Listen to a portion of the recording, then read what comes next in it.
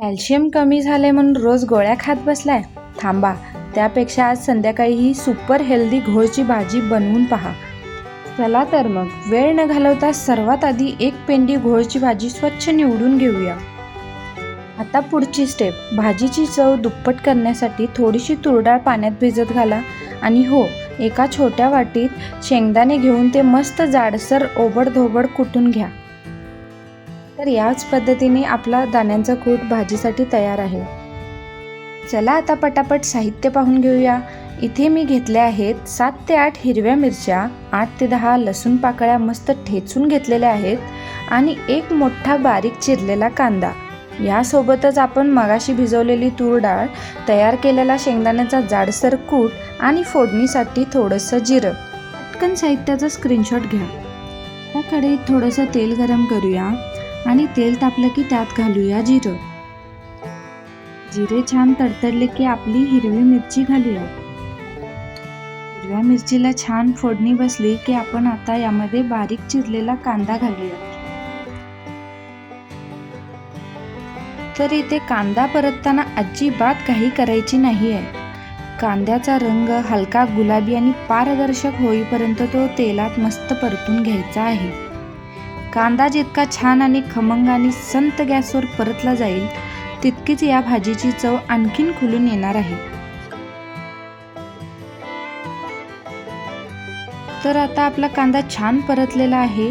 तर यामध्ये आपण ठेचलेला लसूण घालणार आहोत.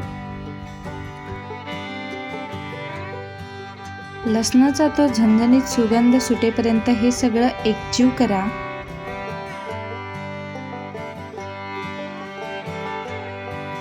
आता जाईल यामध्ये चवीनुसार मीठ आणि हे सर्व पुन्हा 1 ते 2 मिनिटं छान परतून घ्यायचं आहे. तर आता वेळ आली आहे आपल्या हिरव्यागार स्वच्छ धुतलेल्या आणि थोडेसे चिरून घेतलेल्या घोळीच्या भाजीची. भाजी कढईत घातली की लगेच त्यावर आपली भिजवलेली तूर डाळ घालायची आहे आणि छान असं मिक्स करून घ्यायचं आहे. भाजी थोडीशीच वर खाली करून तूर डाळ यामध्ये छान मिक्स करून घ्यायचं आहे.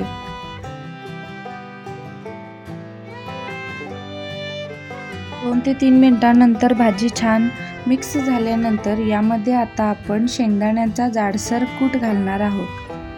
आता हे सर्व छान एकजीव करून घ्यायचं आहे. साधारणपणे 100 ग्रॅम घोळच्या भाजीत 65 मिलीग्रॅम कॅल्शियम असते. बाजारात मिळणारी एक पेंडी साधारण 200 ते 250 ग्रॅमची असते. म्हणजेच या एका पेंडीतून आपल्याला सहज 100 ते 150 मिलीग्रॅम नैसर्गिक कॅल्शियम मिळते.